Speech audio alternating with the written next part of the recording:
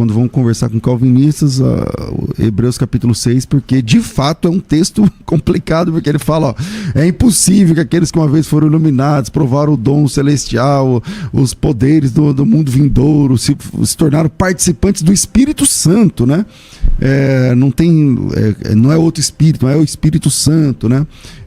E caíram, é impossível que eles sejam outra vez renovados para o arrependimento. E aí dizer que essas pessoas nunca foram salvas é sempre um desafio para o calvinismo. Como que você enxerga esse texto? Bom, César, eu enxergo da seguinte forma. De fato, eu não creio que é uma perda de salvação. É claro que esse texto é um daqueles textos mais debatidos, né? Não é um tema recente nem novo, porém é um tema complexo, é um tema extremamente complexo. Tanto para um lado eu vejo, como para o outro, nesse sentido. Não porque não tenha uma solução. Nós temos aqui pelo menos umas 10, 12, 15 linhas interpretativas a respeito desse texto. Na minha visão, não perde a salvação, embora, claro, eu creio que eles nunca foram salvos, na verdade, né? A linha que eu vou defender é nesse sentido, o caminho que eu vou seguir é nesse. Naturalmente, é muito difícil nós entendermos e verificarmos quem de fato tem a fé salvífica dentro de uma igreja, dentro de uma membresia. Claro que envolve aspectos intelectuais, na verdade do Evangelho, mas a gente não consegue claramente dizer este aqui ou aquele ali. No caso, né, como calvinista, naturalmente eu vou defender que eles nunca tiveram salvação, né? Uma linha interpretativa que eu vou seguir é exatamente essa aqui. Maravilha. Pastor Lucas, vamos lá, sua opinião inicial aí para nortearmos o nosso debate. Bom, de acordo com a leitura que realizamos do texto, eu vou defender a posição de que perdem a salvação, sim, dadas as indicações que nós temos aqui por eles terem participado do Espírito Santo, provado o dom celestial. Eu acredito que são requisitos apenas para salvos e não para aqueles que ainda não provaram dessa salvação. Não tem como nós participarmos das bênçãos do Espírito Santo enquanto pecadores, sendo que na verdade Deus é santo e ele é alheio às atitudes do ímpio. Então eu vou defender que perde sim a salvação. Vamos lá, começar. O Felipe. É possível uma pessoa que nunca foi salva ser participante do Espírito Santo, então? Bom, na minha visão, respondendo já essa pergunta inicial, é claro que a gente vê aqui no texto que foram iluminados, nós vemos no texto que provou o dom celestial, participantes do Espírito Santo. Ser participante do Espírito Santo pode ser entendido de diferentes maneiras, na minha visão, né? Alguns podem dizer que significa que uma pessoa nasceu de novo. Pode ser que alguém diga isso. Se for o caso, como é que nós sabemos? Como nós temos essa certeza, né? Apenas dizer que isso é o que significa não torna isso algo verdadeiro. Na minha visão, isso. Além disso, poderia também significar, né, que ser participante do Espírito Santo significa experimentar a obra da igreja, por meio de Cristo, de outros crentes, ou até mesmo uma convicção de pecado aqui, outra acolá, ser partícipes das coisas e das questões da igreja. Um exemplo, claro, poderia ser que até alguém participe da ceia, mas isso não significa que ele é salvo. Nessa minha visão, em relação a ser participante do Espírito Santo, aqui é uma frase que não é tão clara. O autor aqui é os Hebreus, embora nós não sabemos quem é o autor aos Hebreus, poderíamos haver, né, uma opinião mais pessoal, ter uma pincelada ou outra, ele não deixa isso muito claro. Uma outra conotação poderia também ser uma hipótese. Ele está fazendo aqui, talvez, uma hipótese de que poderia alguém, alertando, na verdade, a tomar cuidado para que não caísse, não fizesse algo nesse sentido, mas como um alerta, algo que seria impossível. Uma ideia aqui justamente de uma questão que não está tão clara. Porém, nós não podemos dizer aqui, César, na minha visão, pastor, afirmar que significa ser uma coisa particular. Saber que os crentes foram participantes do Espírito Santo torna exatamente uma questão de o Espírito Santo habitar nele, ou até mesmo no sentido de que essas pessoas elas são regeneradas, nascidas novamente. Não entendo assim. A gente pode verificar, inclusive, nessa parte do Espírito Santo, mas tem vários outros itens que nós vamos discutir, né? Provar o dom celestial, iluminados por essas questões, mas eu vou me ater aqui nesse momento e vamos discutindo aqui conforme o texto base aqui que nós estamos escrevendo. Lucas. Muito bem. Bom, é possível sim nós identificarmos, ainda que, digamos que superficialmente, porque a nossa análise sempre é humana, mas claro que com base nas Escrituras. Mas é possível nós identificarmos uma pessoa que nasceu de novo. por causa da ação do Espírito na vida dessa pessoa. Quando nós falamos de novo nascimento, nós estamos falando de uma pessoa que mudou as suas atitudes, e a convicção do pecado ela é sempre a partir da ação do Espírito Santo. O pecador sozinho ele não tem condições de fazer isso. Nós vimos Jesus no ambiente da última ceia dizendo aos seus discípulos que uma das ações do Espírito Santo seria convencer o homem da justiça e também do pecado. Então, se essas pessoas se tornaram participantes do Espírito, é porque as suas mentes foram iluminadas pelo Espírito, as suas ações foram transformadas, então elas experimentaram um novo nascimento. Então é por isso que eu acredito que Hebreus fala de pessoas que tiveram as suas vidas transformadas, que se relacionaram com o Espírito Santo, e dado o momento da sua trajetória, que o próprio texto não nos aponta, que poderia ter acontecido ou vir a acontecer, mas caíram, se afastaram da fé. Com base nisso, também nós podemos perceber o que Paulo fala aos Romanos, capítulo 8, sobre a inclinação da carne, a inclinação do espírito. O que Paulo fala aos Gálatas, capítulo 5, sobre o fruto do espírito, a qual creio que é desenvolvido na pessoa somente a partir do novo nascimento. Então, essas são as participações do Espírito, das bênçãos do Espírito. Somente um salvo pode experimentar e produzir um fruto a partir do Espírito. Ok. Pastor Felipe. Pois bem, então, nessa questão do iluminado, né, trazendo já à tona, tem vários itens, né, dentro desse texto. O iluminado aqui trata-se de pessoas, está dizendo aí, foram iluminados, né? A palavra grega aqui é fotizo, né? Fotizo, a forma de falar aí.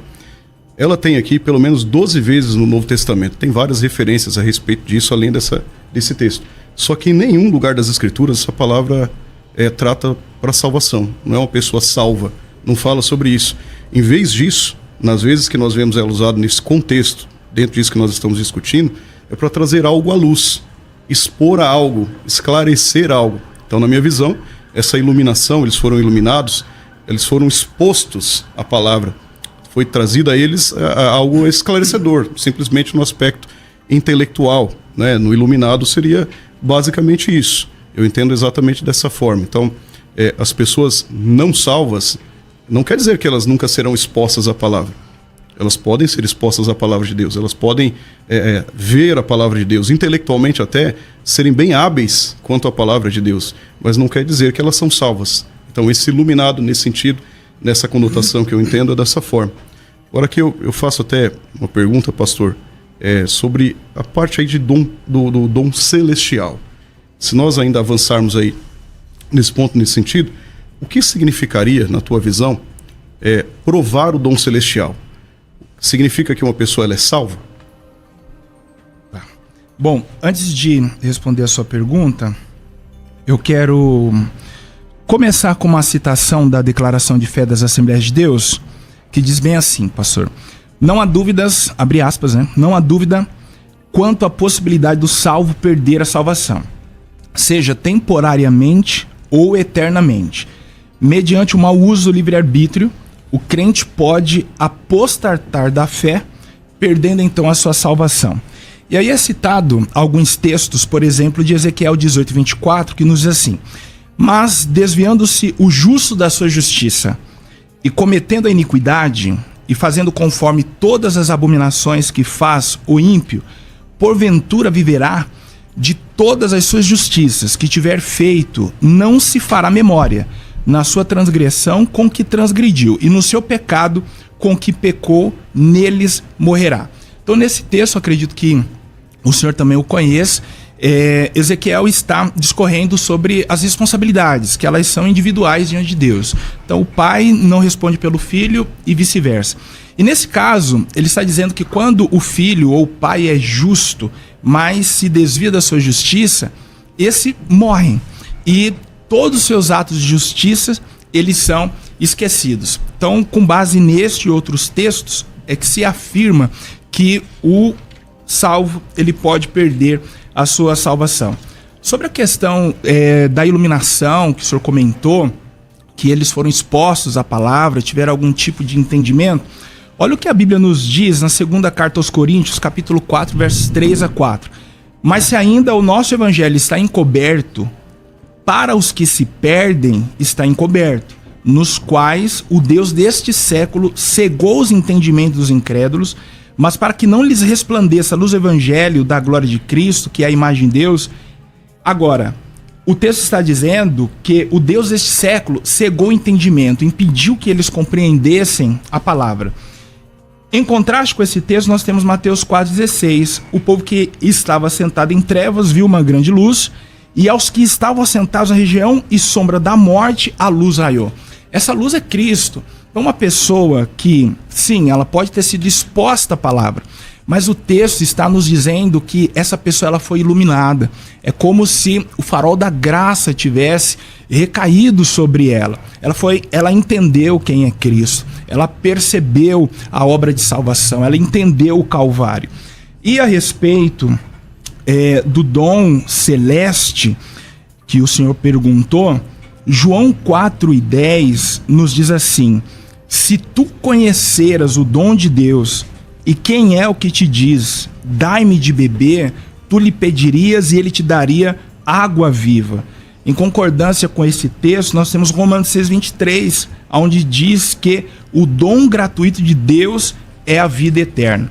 Então, no momento em que o texto nos diz que eles provaram um dom celestial, o entendimento que tenho com base em outros textos da Bíblia é que eles foram salvos. Esse é o maior presente celestial que um pecador pode receber quando ele se encontra com Cristo. Ok, pastor Felipe. Pois bem, então, nessa ótica, pastor, nós poderíamos então afirmar que Judas se encaixaria nesse mesmo contexto? Porque, veja, é evidente que, como calvinista, e você como arminiano, wesleyano, imagino, provavelmente, nós vamos discordar em relação, é claro, sim, a livre-arbítrio, evidentemente. Eu não creio no livre-arbítrio, creio na eleição por decreto, não é? Talvez você creia na eleição por presciência, nesse sentido. Fé prevista? Talvez, né?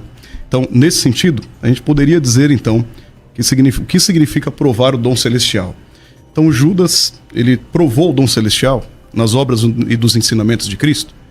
Bom, se ele provou o dom celestial nas obras, nos ensinamentos de Cristo, foi exposto a exatamente esse mesmo contexto que nós estamos dizendo, João capítulo 6, verso 64, diz para nós aqui muito claramente: contudo, há descrentes entre vós, pois Jesus sabia desde o princípio quais eram os que não criam e quem o havia de trair, fazendo a luz ao texto de Romanos. Nos versos 70 e 71, ainda de João capítulo 6, diz assim: replicou-lhes Jesus: não vos escolhi eu em número de 12? Contudo, um de vós é diabo. Referia-se ele a Judas, o texto é muito claro em dizer isso. Referia-se ele a Judas, filho de Simão, Iscariotes, porque era quem estava para trair, sendo um dos 12. Bom, eu abri dizendo isso e estou defendendo isso, eu não creio na perda da salvação. Esse texto ele faz alusão exatamente a isso, fazendo luz ao que nós estamos comentando, tratando aqui. Jesus sabia que Judas não era um salvo. Ele não teve a salvação e perdeu a salvação. Ele nunca foi salvo. Esse texto ele faz alusão direta a isso. Um outro texto, que talvez sirva aqui para nós nesse sentido, a respeito também da perda da salvação. Esse é o tema, embora nós estamos nos atendo a Hebreus, né, mas pegar os leques dos textos auxiliares. João 10, 27 a 29. Nós temos lá muito claramente, o Senhor Jesus, ele tem ali uma fala, está conversando com um grupo de pessoas, em certo momento ele diz lá: as minhas ovelhas ouvem a minha voz, eu as conheço e elas me seguem, eu lhes dou a vida eterna. E veja o que ele diz agora: jamais perecerão, e ninguém as arrebatará da minha mão. Aquilo que meu Pai me deu é maior do que tudo, e da mão do meu Pai ninguém pode arrebatar. Ou seja, se alguém então poderia perder a salvação, mesmo no texto de Hebreus e qualquer outro desses que eu citei, então o sacrifício de Cristo ele foi inválido. Ele morreu para ter a pessoa ter uma possibilidade, talvez, nesse sentido. Você leu Romanos capítulo 8, né? Muito bem lido, o texto diz claramente isso. Continua no verso 38 e 39, porque eu estou bem certo que nem a morte, nem a vida, nem os anjos, nem os principados, nem as coisas do presente, nem do porvir, nem os poderes, nem a altura, nem a profundidade, nem qualquer outra criatura poderá separar-nos do amor de Deus que está em Cristo Jesus, o nosso Senhor. Como é então, pastor, na sua visão, lendo esse texto até de Hebreus, que poderia alguém ser separado do amor de Deus? Ok, ele foi lá, na visão que o senhor escreveu, entendeu o Evangelho, participou do Evangelho, do Espírito Santo, das questões todas que são correlatas ao texto, e de repente o texto aqui em Romanos está dizendo, a Bíblia é harmônica, está dizendo que ninguém pode separar do amor de Cristo e essa pessoa simplesmente foi embora. Como você entenderia isso? Pastor Lucas. Bom, a respeito de Judas, como o senhor bem pontuou, eu não acredito que ele tenha nascido para aquilo. Judas ele foi escolhido como qualquer um dos outros 11 discípulos e ele recebeu oportunidades iguais. Um dia eu ouvi uma pregação e ela me tocou bastante porque a pessoa comentou algumas coisas que me fizeram refletir acerca de Judas. Quando Jesus disse ao jovem rico para ele abrir mão da sua riqueza, pois se assim fizesse receberia um tesouro no céu, ali Jesus não estava falando somente ao jovem rico. Jesus também estava falando com Judas e todos ali presentes. Então isso quer dizer que Judas ele recebeu oportunidades. E se não me falha a memória, Lucas nos traz um texto dizendo que no momento da ceia, Satanás entrou em Judas. Isso não quer dizer que ele era uma pessoa possessa desde o início, somente por Jesus ter dito que um deles era o diabo. Então quando eu vejo Lucas dizendo que Satanás entrou em Judas, é porque em dado momento da sua vida, Judas ele deu abertura, ele deu legalidade, ele deu oportunidade para que Satanás agisse na vida dele. E aqui então nós voltamos para o entendimento do texto, onde um salvo, se não se manter-se fiel, não buscar a misericórdia do Senhor, o mesmo pode acontecer com ele, porque poderia ser qualquer um dos 12. Satanás pediu a Jesus para se andar com Pedro, e enfim, poderia ter sido qualquer um outro. Agora, a questão de Judas é a seguinte: eu não vejo que o ato de Judas fez ele se perder, porque na mesma balança eu coloco as atitudes de Pedro. Embora um tenha vendido, o outro negou. Ambos estavam com ele, aprenderam dele, e naquele instante, naquela mesma noite, procuraram se afastar dele. Mas o texto que Paulo escreve na sua segunda carta aos Coríntios, capítulo 7, versículo 10, nos diz assim: porque a tristeza, segundo Deus, opera arrependimento para a salvação, da qual ninguém se arrepende, mas a tristeza do mundo opera a morte. Então, ambos se entristeceram, mas ambos buscaram um caminho diferente. Então, nós vimos que Jesus foi atrás de Pedro, Judas se precipitou. Então, eu acredito piamente que se Judas não tivesse tomado a atitude que tomou, ele receberia igualmente a oportunidade de salvação, de restauração, de perdão que Pedro recebeu. Então, a respeito de perdermos a nossa salvação, eu comentei sobre a declaração de fé das Assembleias de Deus, e existem outros textos, por exemplo, Hebreus 3:12, que nos diz: vede, irmãos, que nunca haja em qualquer de vós um coração mau e infiel, para se apartar do Deus vivo. Então, Paulo está dizendo, ou melhor, perdão, o escritor aos Hebreus está dizendo aos seus leitores que é possível apartar-se do Deus vivo. Pedro também comenta algo acerca disso, um texto muito forte na sua segunda carta, 2:19, e eu gostaria de saber como que o senhor entende a fala de Pedro, porque de quem alguém é vencido, do tal também faz-se servo. Porquanto se depois de terem escapado das corrupções do mundo, pelo conhecimento do Senhor e Salvador Jesus Cristo, forem outra vez envolvidos nelas e vencidos, ora, eles escaparam das corrupções. Isso só é possível a partir da obra do Espírito Santo. Eu não conheço ninguém que não tenha se encontrado com Jesus, que tenha tido a iluminação na sua mente de que eu preciso parar de pecar. A única coisa que uma pessoa sem Deus sabe fazer é pecar. Ela é escrava do seu próprio pecado, Pedro nos diz isso. Então, como que o senhor faz a leitura desse texto, de 2 de Pedro 2, a partir do verso 20 até o 22? Okay. Pastor Felipe. Bom, exatamente como Hebreus, a mesma coisa. Aí, para mim, é o mesmo caso, né? Dado a perspectiva, estamos defendendo coisas distintas. Esse texto que foi acabado de ser lido, de Pedro, o mesmo caso. Eles foram expostos ao Evangelho, foram expostos exatamente às questões como a de Hebreus, e simplesmente eles desaguaram num caminho que não era salvível. Embora eles foram expostos ao Evangelho, isso não quer dizer que eles foram salvos. Eles foram lá, foram expostos à palavra, escaparam das coisas do mundo, sim, tudo bem. Nós temos vários tipos de fé. Essa, para mim, não é uma fé salvífica. Não entraria no aspecto de uma fé salvadora. Se entrasse numa fé salvadora, naturalmente, como os outros textos que nós acabamos de ler aqui anteriormente, né, eles não se perderiam. Não há como alguém perder a salvação. Não há como alguém ser iluminado pelo Espírito Santo. Não há como alguém ser, de fato, segundo a orientação bíblica, né, alcançado pela graça de Cristo e cair. Simplesmente cair da graça, se esvanecer na graça, ou até mesmo escolher não ter a graça. Não é? Para mim, eu não creio dessa forma. Mas o interessante é que quando Jesus ele está citando esse texto de Judas, aquele que eu li, vou ler novamente só para corroborar. Contudo, há descrente entre vós, pois Jesus sabia desde o princípio quais eram os que não criam e os que haviam de trair. Ele não está falando aqui que Judas estava endemoniado do começo. Não, o texto não diz isso. Ele fala no verso 70 e 71, replicando que não escolheu em número de 12, é uma pergunta até retórica. Contudo, um de vós é o diabo. Mas no texto anterior, isso não elimina a forma de Jesus saber quem seria salvo ou não salvo. Mas aí Jesus tinha quantos discípulos verdadeiros? 12 então, discípulos ele cita aqui. Judas é um discípulo verdadeiro? Para mim, não. Então Jesus tinha quantos discípulos verdadeiros? 11 discípulos. Ele tinha 12 no total, 11 discípulos que eram discípulos que tinham fé salvadora. Então Jesus escolheu 11.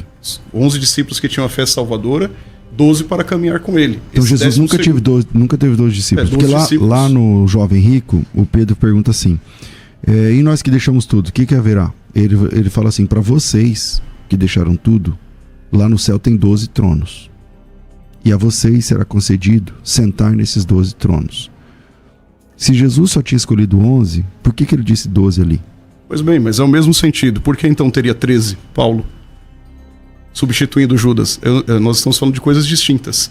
Estou falando da fé salvadora que Judas não tinha. Então, mas é que Jesus tinha 12 verdadeiros ou 11? Porque lá ele diz que tinha para vocês que deixaram tudo e me seguir. Lembra desse texto? É do Jovem Rico, não sei se precisa abrir aqui. Não, sim. Para vocês que deixaram tudo para me seguir, lá no céu haverão 12 tronos, e a vocês será concedido sentar nesses 12 tronos. Então, como é que fica essa conta? Então, para vocês que deixaram tudo, Judas se encaixa no para vocês que deixaram tudo? Né? Parece que ele deixou tudo para seguir Jesus. Então, mas o César, parecer não quer dizer que foi a ação dele final. Senão nós estamos tirando aqui a voz de Jesus Cristo. Então só tinha 11? Não, tinha 12 por conta de Paulo. Depois, nós vamos para frente depois, porque não teria... Então Paulo não teria um trono? A pergunta também inverte para o mesmo sentido. Paulo sendo 13º, 13 nem é um número tão bom, mas a gente coloca aqui, Paulo sendo 13º, ele não teria um trono então? A pergunta também inverte, corta para um lado e corta para o outro. Ele tem o Matias no meio aí também, né? Nem é Paulo, né? Isso o Matias é que foi escolhido lá em 15 minutos de fama, mais ou menos. Volta aqui com o pastor Lucas. Muito bem. É interessante essa questão sobre uma pessoa que se perdeu, é porque ela não era salva. Existe um texto que eu gosto muito, na verdade, uma parábola, quando Jesus fala acerca do filho pródigo. Olha só, eu analiso no texto que no momento em que o filho mais novo, ele diz que quer a sua parte na herança, ele quer sair da casa do seu pai, em momento algum esse pai ele faz uma objeção para que este filho ficasse. Mas quando esse filho volta, veja a expressão que o pai usa sobre o momento em que ele estava dentro da casa, sobre o momento em que ele passou a viver fora da casa e agora a sua condição ao retornar. Lucas 15:32 diz assim: mas era justo alegrarmos-nos e regozijarmos-nos, porque este teu irmão estava morto. Então quer dizer que houve um momento em que ele estava vivo, porque ele não saiu de casa morto. Então dentro de casa, vivo, ele participava de uma relação com o pai. E ele deliberadamente resolveu sair. Provérbios tem um texto que nos diz que a alma farta, ela pisa o favo de mel, mas a alma faminta, todo amargo é doce. Não tinha nada, talvez, que o pai pudesse fazer para que este filho continuasse dentro de casa. Talvez seja por isso que ele não fez objeção à sua saída. Porque, pastor César, se fosse a minha mãe, num contexto como esse, minha mãe que sofreu bastante, ela dizia, no mundo, ela falaria assim: Lucas, pensa direito. Aqui dentro você tem uma cama, aqui dentro você tem dinheiro, você tem comida, o mundo não vai te tratar com a mesma gentileza. Minha mãe faria de tudo para eu ficar. Só que a atitude desse pai nos mostra que o filho tomou uma atitude pensada e nada que fosse dito faria ele voltar atrás. Então nós estamos falando de uma atitude deliberada, de uma apostasia, como diz o texto de Hebreus, capítulo 6, versículo 4. E aí o pai diz, ele estava morto e agora ele reviveu. Ele tinha se perdido e foi achado. Então esse texto em questão nos fala até de uma perca de uma salvação temporária, de alguém que se desviou deliberadamente e resolveu voltar. Agora, olha que mais forte ainda é o texto de João 17,12. Estando eu com eles no mundo, guardava-os em teu nome. Tendo guardado aqueles que tu me deste, e nenhum deles se perdeu, senão o filho da perdição, para que a escritura se cumprisse. Então nós estamos falando de uma perca de salvação eterna. Uma pessoa que decidiu perder-se. Não é que Cristo perdeu essa pessoa. Cristo não abre mão das pessoas, mas as pessoas abrem mão de Cristo. E é o que Hebreus trata, e o texto que o senhor comentou sobre Jesus não ter perdido as ovelhas, aqueles que estavam sob a sua responsabilidade. Então, existem muitas coisas que podem nos afastar, e quando o texto de Romanos nos fala do amor de Deus, está falando das intenções de Deus para nós. Agora, muitas coisas podem nos tirar da presença do Senhor. No caso do filho pródigo, veja que este rapaz, ele olha para o que ele pode ganhar do lado de fora e ele despreza o que está dentro. Ele está farto e por isso ele sai. Mas ele está fora de si, o texto nos garante. E quando ele cai em si, é uma ação do Espírito, fazendo este homem voltar para a presença de Deus.